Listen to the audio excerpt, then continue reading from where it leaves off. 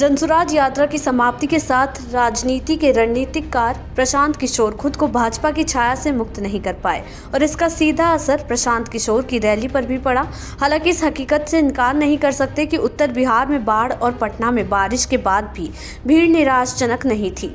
लेकिन जनसुराज के इस भीड़ तंत्र पर एक नज़र डालें तो सबसे चौंकाने वाला तथ्य ये सामने आया कि प्रशांत किशोर की रणनीति के अनुसार राज्य के मुस्लिम और यादवों की संख्या उनके मजमे में काफ़ी कम रही। वहीं पहले राष्ट्रीय जनता दल ने AIMIM पर भी भाजपा की बी टीम होने का आरोप लगाया था। इसके बाद प्रशांत किशोर की जनसुराज पार्टी को भी RJD ने बीजेपी की बी टीम करार दिया और कहा जाता है कि राजद हर उस पार्टी को भाजपा की बी टीम करार देती है जो मुस्लिम वोट काटती है, क्योंकि प्रशांत किशोर ने भी पहले 75 मुस्लिमों को टिकट देने का वादा किया और फिर बाद में आबादी के अनुसार टिकट देने की रणनीति शामिल की गई और इस लिहाज से 42 सीटों पर मुस्लिम उम्मीदवार खड़ा कर एक तरह से मुस्लिम वोट में सेंधमारी की कोशिश कर डाली। अब कहा जा रहा है कि इसी से विफर कर राजद के लोग जनसुराज को भाजपा की बी टीम कहने लगे हैं। अब ऐसे में से PK का यानी प्रशांत किशोर का दुर्भाग्य ही कहेंगे कि मुद्दा 2 वर्षों तक बिहार की यात्रा करने के बाद भी बीजेपी की बी टीम होने का आरोप लगने लगा है। वहीं RJD सांसद मीसा भारती ने बिहार की राजनीति में प्रशांत किशोर को नकारते हुए कहा कि जनसुराज पार्टी को कुछ फायदा होने वाला नहीं है।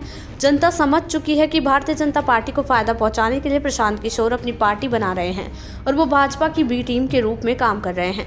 उन्होंने कहा कि नीतीश कुमार लगातार बिहार में शासन कर रहे हैं और अपने आप को सुशासन बाबू कह रहे हैं, और जब नीतीश कुमार बिहार में अपने शासनकाल में एक भी फैक्ट्री नहीं खोल पाए तो प्रशांत किशोर क्या कर पाएंगे। वहीं राजद इस कॉन्सेप्ट पर पहुंची है तो इसके कारण भी है। दरअसल प्रशांत किशोर का अतीत उनके वर्तमान के साथ चल रहा है बतौर रणनीतिकार, और जब वो उत्तर प्रदेश गए तो कहा जाता है कि PK ने अपने प्रभाव में रख कर कई नेता मसलन जगदम्बिका पाल, रीता बहुगुणा जोशी जैसे कद्दावर कांग्रेस नेताओं को भाजपा ज्वाइन करा दिया, जबकि वो कांग्रेस समाजवादी गठबंधन को जीत दिलाने गए थे। ठीक इसी तरह से जब प्रशांत किशोर पश्चिम बंगाल में तृणमूल कांग्रेस के रणनीतिकार बनकर गए तो कहा जाता है कि मुकुल रॉय, अर्जुन सिंह, निशीथ जैसे नेताओं ने तृणमूल छोड़ भाजपा ज्वाइन कर लिया। इसके बाद जब PK पंजाब में रणनीति बनाने गए तो कैप्टन अमरिंदर सिंह ने भाजपा की शरण ले ली और इन प्रसंगों के हवाले से राजनीतिक गलियारों में ये संदेश चला गया कि वो भाजपा के लिए बैटिंग करते हैं। और एक बार तो खुद राज्य के मुख्यमंत्री नीतीश कुमार ने PK को भाजपा के करीबी बताते हुए साफ कहा था कि वो भाजपा के करीबी रहे हैं। हमने उन्हें राष्ट्रीय उपाध्यक्ष भी केंद्रीय गृह मंत्री अमित शाह के कहने पर बनाया था।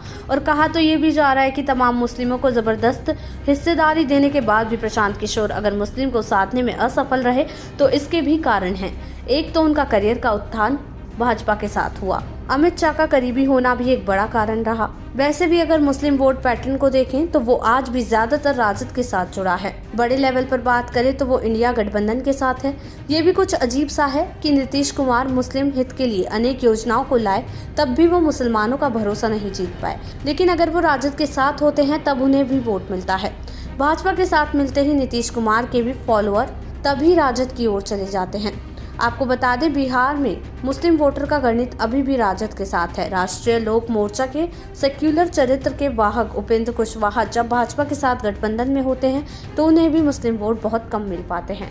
देश दुनिया की ऐसी ही तमाम खबरों के लिए देखते रहें समय डिजिटल।